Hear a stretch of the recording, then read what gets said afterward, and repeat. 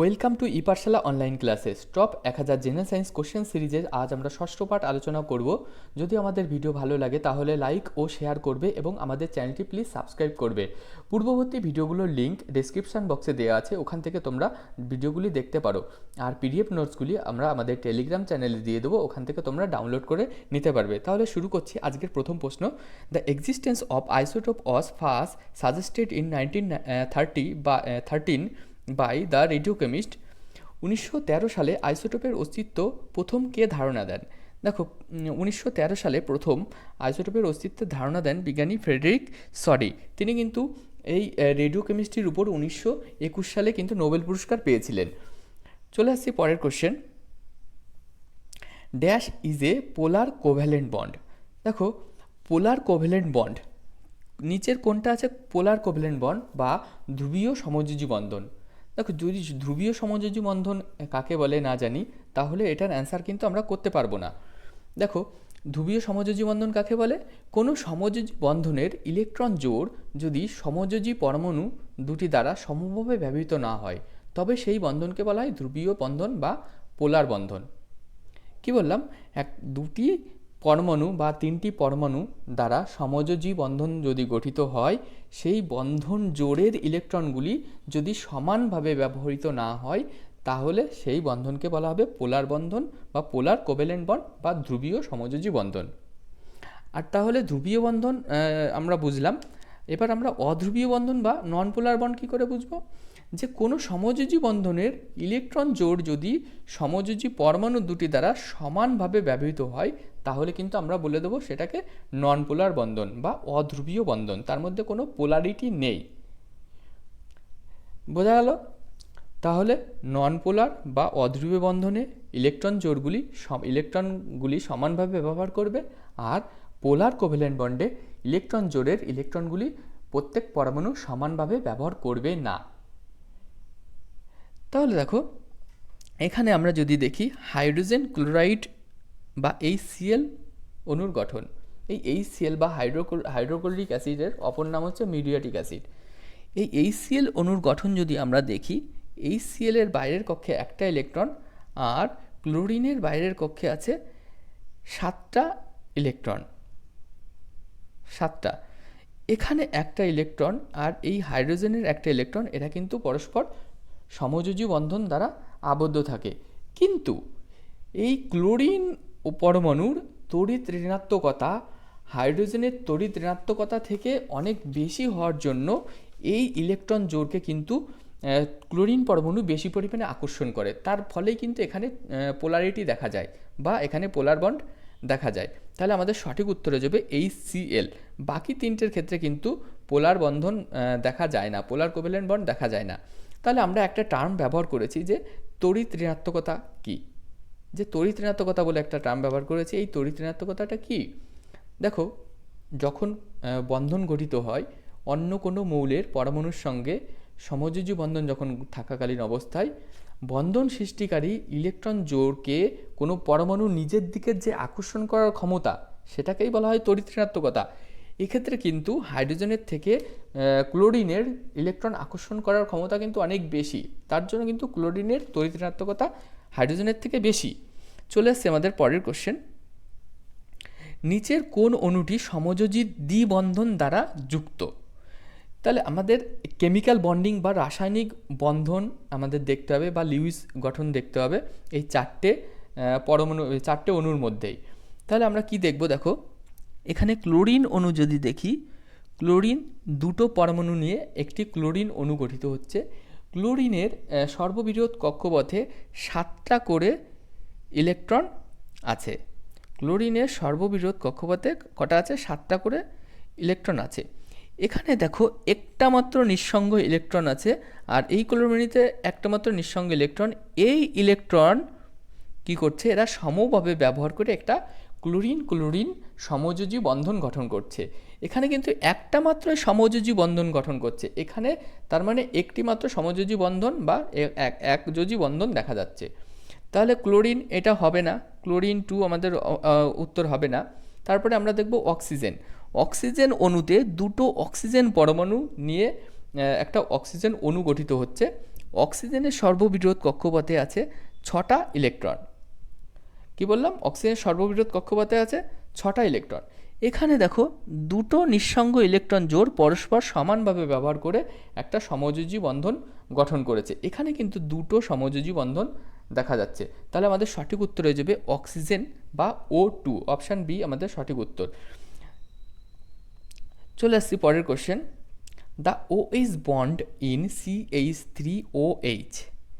CH3OH এর ক্ষেত্রেও কিন্তু পোলার কোভ্যালেন্ট বন্ড দেখা যায়। কারণ দেখো কার্বন পরমাণুর সঙ্গে 3টে হাইড্রোজেন পরমাণু বন্ধন গঠন করছে, আর কার্বনের যে এখানে 4টে ইলেকট্রন ছিল বা বহির্কক্ষে, তার মধ্যে 3টে ইলেকট্রন হাইড্রোজেনের সঙ্গে শেয়ার করেছে, একটা ইলেকট্রন এখানে ফ্রি আছে। এই একটা ইলেকট্রন কি করবে? অক্সিজেনের যে 6টা ইলেকট্রন আছে, 1 2 3 4 5 6টা, এখানের সঙ্গে একটা সমযোজী বন্ধন গঠন করবে। আবার অক্সিজেনের কিন্তু এখনও একটা নিঃসঙ্গ ইলেকট্রন আছে, সেই নিঃসঙ্গ ইলেকট্রন কি করবে? একটা হাইড্রোজেন পরমাণু যে নিঃসঙ্গ ইলেকট্রন আছে তার সঙ্গে সমযোজী বন্ধন গঠন করবে। এক্ষেত্রে OH যে অণুটা আছে, OH অণুটার মধ্যে দেখো অক্সিজেনের তড়িৎ ঋণাত্মকতা হাইড্রোজেনের থেকে বেশি হওয়ার জন্য অক্সিজেন কিন্তু হাইড্রোজেনের তুলনায় ইলেকট্রন জোড়কে বেশি পরিমাণে আকর্ষণ করবে। তার মানে কি? অক্সিজেন ইলেকট্রন জোড়কে বেশি পরিমাণে ব্যবহার করবে। এর ফলে কি হয়? অক্সিজেন এবং হাইড্রোজেনের মধ্যে পোলারিটি দেখা যায়। এর ফলে এখানে কিন্তু পোলার কোভ্যালেন্ট বন্ড দেখা যাবে। চলে আসছি পরের question. The residual attractive or repulsive forces between molecule or atomic group that do not arise from a covalent or ionic bond is called। অণু পরমাণুগুলোর মধ্যে একটি অবশিষ্ট আকর্ষণ বা বিকর্ষণ বল যা সমযোজী ও আয়নী বন্ধন থেকে আসে না, তাহলে সেটা কি হবে? সেই বলটাকে বলা হয় ভ্যান ডার ওয়ালস বন্ড। মনে রাখবে অপশান ডি আমাদের রাইট অ্যান্সার। পরের question. What happens when one S and one P orbital is hybridize. যখন হাইব্রিডাইজেশন এস এবং পি অরবিটালের মধ্যে করা হয় তখন 180 ডিগ্রি অ্যাঙ্গেল তৈরি করে। পরস্পর দুটো এস এবং পি অরবিটালের মধ্যে অ্যাঙ্গেল হয়ে যাচ্ছে 180 ডিগ্রি। আর যদি sp2 হাইব্রিডাইজেশন হয় তাহলে অ্যাঙ্গেল হয়ে যাবে 120 ডিগ্রি, আর sp3-র ক্ষেত্রে হয়ে যাবে 109 ডিগ্রি 28 মিনিট। তাহলে এই তিনটে মনে রাখবে যে sp হাইব্রিডাইজেশনের ক্ষেত্রে তাদের মধ্যে অ্যাঙ্গেল হয়ে যাবে 180 ডিগ্রি, sp2 এর মধ্যে পরস্পরের মধ্যে অ্যাঙ্গেল হয়ে যাবে হচ্ছে 120 ডিগ্রি, এবং sp3 হাইব্রিডাইজেশনের ক্ষেত্রে হবে 109 ডিগ্রি 28 মিনিট। চলে আসছি পরের কোশ্চেন। জলের অণুতে পরমাণুগুলি কোন বন্ধন দ্বারা আবদ্ধ থাকে?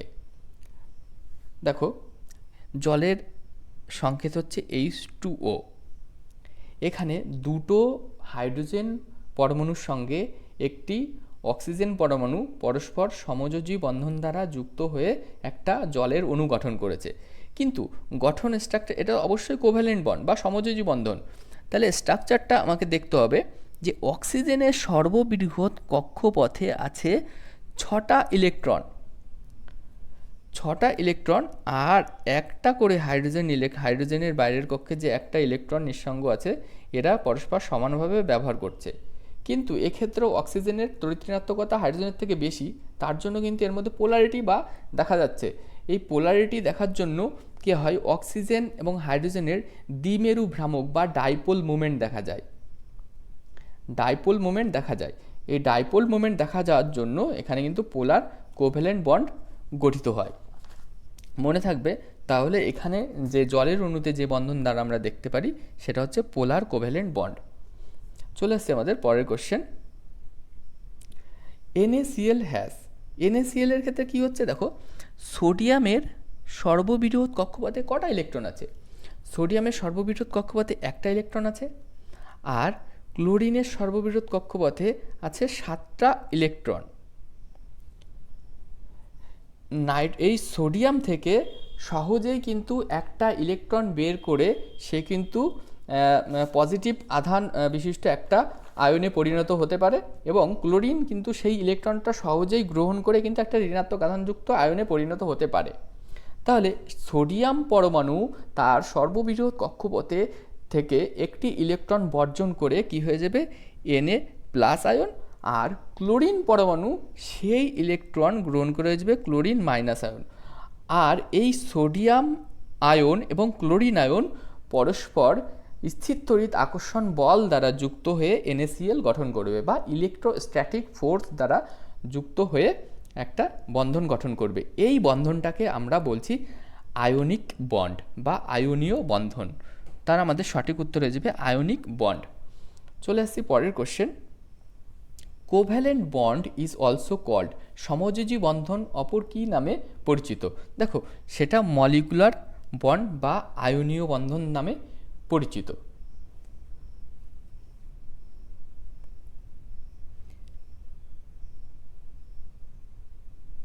সরি, ভুল বললাম এখানে, এটা হচ্ছে মলিকুলার বন্ড বা আণবিক বন্ধন দ্বারা নামে পরিচিত। চলে আসছি পরের কোশ্চেন।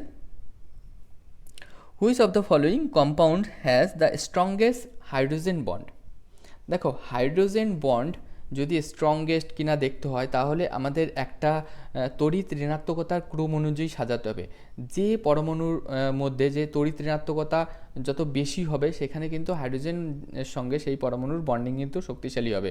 যদি আমরা হ্যালোজেন মৌলগুলো যেমন ফ্লুরিন, ক্লোরিন, ব্রোমিন এবং আয়োডিন এর তড়িৎ ঋণাত্মকতার ক্রম হিসেবে সাজাই, তাহলে সবথেকে তড়িৎ ঋণাত্মক মৌল হচ্ছে ফ্লুরিন, তারপরে আসবে ক্লোরিন, তারপরে আসবে ব্রোমিন, তারপরে কিন্তু আয়োডিন। তাহলে এই যে তড়িৎ ঋণাত্মকতার ক্রম, এই অনুযায়ী কিন্তু তার শক্তিশালী হাইড্রোজেন বন্ডের ক্রম হবে। তাহলে হাইড্রোজেন ফ্লুরাইড সবথেকে বেশি শক্তিশালী হবে, তারপরে হবে HCl, তারপরে HBr, তারপরে HI। তাহলে ক্রমটা কি হয়ে যাচ্ছে? HF is greater than HCl, is greater than HBr, is greater than HI। এখানে আমাদের বলেছে নিচের কোনটি সবচেয়ে শক্তিশালী হাইড্রোজেন বন্ধন আছে? সঠিক উত্তর হয়ে যাবে HF। চলে এসছে আমাদের পরের কোশ্চেন। দেখো, এই আগের কোশ্চেনগুলো ছিল কেমিস্ট্রি থেকে, এখন আমরা যে কোশ্চেনগুলো আসবে সব ফিজিক্স থেকে। তাহলে আমরা আলোচনা করছি আমাদের পরবর্তী question. The rate of change of velocity is called. বেগের পরিবর্তনের হারকে কি বলা হয়? বেগের পরিবর্তনের হারকে বলা হয় ত্বরণ বা অ্যাক্সিলারেশন, অপশান সি আমাদের সঠিক উত্তর। আর সরণের পরিবর্তনের হারকে বলা হয় বেগ বা ভেলোসিটি বা বেগ। তাহলে এখানে আমাদের চেয়েছে যে বেগের পরিবর্তনের হার, সেটা হচ্ছে acceleration. Acceleration A is equal to বেগের পরিবর্তনের হার delta V by delta T or DV by DT. মনে রাখবে, বেগের পরিবর্তন বাই সময়ের পরিবর্তন। তাহলে সময়ের রেসপেক্টে যে বেগের যে পরিবর্তন হচ্ছে সেটাই কিন্তু অ্যাক্সেলারেশন বা ত্বরণ। চলে এসছে আমাদের পরের question. If initial velocity of a car is 5 metre per second and the final velocity of car 10 metre per second, then acceleration. এখানে টাইম বলে দেয়নি, টাইম জানতে হবে, টাইম না দিলে এই অঙ্কটা হবে না। একটি গাড়ির প্রাথমিক বেগ 5 মিটার পার সেকেন্ড এবং অন্তিম বেগ 10 মিটার পার সেকেন্ড, তাহলে ত্বরণ কত? আমরা জানি, দেখো, ত্বরণ acceleration is equal to V minus U by T. অন্তিম বেগ দেওয়া আছে 10, প্রাথমিক বেগ দেওয়া আছে 5, টাইম দেওয়া নেই। এখানে আমরা যদি টাইম একটা ধরে নিয়েই করছি, ঠিক আছে, এখানে আমরা টাইম ধরে নিলাম 5 সেকেন্ড। তাহলে 10 minus 5 is equal to 5, 5 by 5 কাটাকাটি করলে 1 মিটার পার সেকেন্ড। তাহলে সঠিক উত্তর হয়ে যাবে 1 মিটার পার সেকেন্ড। এখানে যদি টাইম অন্য ধরতাম তাহলে কিন্তু অ্যান্সার আলাদা আসতো। যেহেতু এখানে বলে দেয়নি, আমি একটা ধরে করছি, তোমাদের কোশ্চেনে অবশ্যই টাইম থাকবে। তাহলে কোশ্চেনটা কী হয়ে যাবে? যদি প্রাথমিক বেগ 5 মিটার পার সেকেন্ড হয়, অন্তিম বেগ 10 মিটার পার সেকেন্ড হয়, ভি হয়ে যাবে 10, ইউ হয়ে যাবে 5, আর টাইম দেওয়া থাকলে টাইমটা নিচে বসাবে। Acceleration is equal to V minus U by T. তাহলে সেইভাবে তোমাদের উত্তর আসবে। চলে আসছি পরের question. Which of the following changes when the body perform uniform circular motion. বৃত্তাকার পথে যে গতির সময় কোনো বস্তুর নিচের কোনটির পরিবর্তন হবে? দেখো, বৃত্তাকার পথে যখন একটা বস্তু ঘুরবে তার কেন্দ্রের দিকে কি হয়? অভিকেন্দ্র বল বা সেন্ট্রিপিটাল ফোর্স কাজ করবে, এবং বাইরের দিকে দেখো যে ট্যানজেনশিয়াল অ্যাক্সেলারেশন এখানে কাজ করবে। ফোর্সটা এই যখন এই বিন্দুতে আছে তার মধ্যে ডিরেকশানটা এই দিকে, যখন এই বিন্দুতে তার ডিরেকশান এই দিকে, যখন এই বিন্দুতে আসবে ডিরেকশান এই দিকে। ঠিক সেইভাবেই কিন্তু ট্যানজেনশিয়াল অ্যাক্সেলারেশনও কিন্তু ডিরেকশান কিন্তু চেঞ্জ হতে থাকবে। তাহলে বৃত্তাকার পথে গতির সময় কোনো বস্তুর নিচের কোনটির পরিবর্তন হয়? সঠিক উত্তর হয়ে যাবে ডিরেকশান। অলওয়েজ কিন্তু ডিরেকশান পরিবর্তন হয়। পরের question, the characteristics of dash is used in the braking pad of cars. গাড়ির ব্রেকিং প্যাডে ড্যাশের বৈশিষ্ট্য ব্যবহার করা হয়। দেখো এখানে কিন্তু ব্যবহার করা হয় negative effect of friction, sorry ভুল বলছি, এটা হবে না, এটা হচ্ছে পজিটিভ এফেক্ট অফ ফ্রিকশান। যে ফ্রিকশানের ফলে কি হয়, আমাদের কি হচ্ছে, একটা লস হচ্ছে, সেই লসটাকে আমরা কাজে লাগিয়ে কি হচ্ছে, ব্রেকিং প্যাডে ব্যবহার করছি। তাহলে এটা হয়ে যাবে সঠিক উত্তর, পজিটিভ এফেক্ট অফ ফ্রিকশান। পরের question, the first equation of motion gives the relation between. দেখো ফার্স্ট ইকুয়েশন কী ছিল, সেটা হচ্ছে ভেলোসিটি এবং টাইম দিয়ে ছিল। ফার্স্ট ইকুয়েশন ছিল ভেলোসিটি এবং টাইম দিয়ে। চলে আসছি পরের question, negative acceleration is in the opposite direction of. ঋণাত্মক ত্বরণ কিসের বিপরীত দিকে হয়? দেখো ফোর্সের বিপরীত দিকে হয়। চলে আসছি পরের question, A cannon ball is fired, the motion of the ball is the example of. একটি কামান দাগা হলো, কামানের বলের গতি কী ধরনের গতি? কামান দাগা হলো, কামানের বলটা কী হবে, এইভাবে পড়বে, এটা একটা প্রজেক্টাইল মোশন বা প্রক্ষেপ গতি। অ্যান্সার হয়ে যাবে অপশান বি, প্রজেক্টাইল মোশন বা প্রক্ষেপ গতি। পরের question, if an object is thrown upward what will be its velocity when reaches maximum height. একটা বস্তুকে যখন উপর দিকে তোলা হলো, ছুঁড়ে ফেলা হলো, তখন কী হচ্ছে, সর্বোচ্চ স্থানে তার গতিবেগ কত হবে? দেখো একটা সময় পরে তার বেগ কমতে কমতে একটা পজিশনে সর্বোচ্চ স্থানে কিন্তু তার গতিবেগ কিন্তু 0 হয়ে যাবে। অপশান এ হয়ে যাবে সঠিক উত্তর। চলে আসছে পরের question, wheels of a moving cycle. একটা সাইকেলের চাকায় কী ধরনের গতি দেখা যায়? দেখো একটা সাইকেলের চাকায় কিন্তু দু ধরনের গতি দেখা যায়। সেই কি দুটো গতি কি? Have a rotational and translational motion.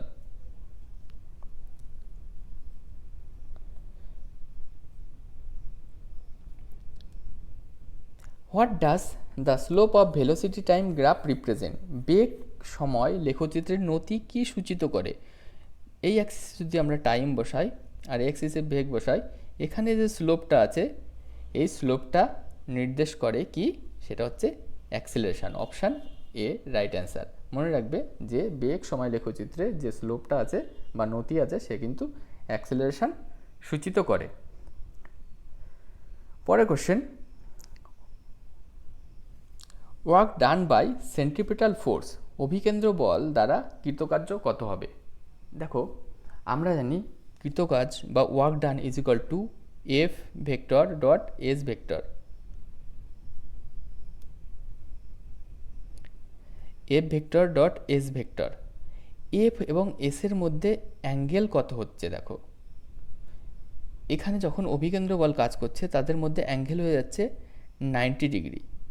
তাহলে আমরা ডাব্লিউকে লিখতে পারি F S cos theta. F S cos theta, cos 90 degree যখনই বসাবে ওয়ার্ক ডান হয়ে যাবে 0, কারণ কস 90-র মান 0। W is equal to F dot S, তাহলে এফ ডট এসকে আমরা লিখতে পারি এফ এস কস থিটা। কস থিটার জায়গায় 90 ডিগ্রি বসাবো, কারণ এফ এবং এসের মধ্যে অ্যাঙ্গেল হচ্ছে সেন্ট্রিপিটাল ফোর্সের ক্ষেত্রে অ্যাঙ্গেল হচ্ছে 90 ডিগ্রি। তাহলে কস 90 ডিগ্রি ইকুয়াল টু 0, তাহলে এই পুরোটার মান হয়ে যাবে 0। তাহলে ওয়ার্ক ডান হয়ে যাবে 0। Work done by centripetal force is 0। Option B আমাদের সঠিক উত্তর। আজকে তাহলে এই পর্যন্তই থাক, পরবর্তী কোশ্চেনগুলো আমরা পরবর্তী ক্লাসে আলোচনা করব। Thank you.